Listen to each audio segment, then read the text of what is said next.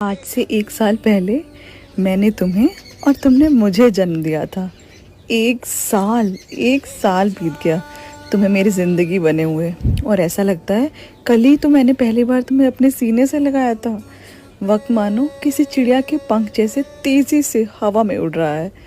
मैं अपना हर पल तुम्हारे लिए दुआओं से भर देना चाहती हूँ। तुम मुझसे एक पल भी दूर ना हो, मैं तुझे अपने दामन में ऐसे छुपा लेना चाहती हूँ। Happy first birthday my baby.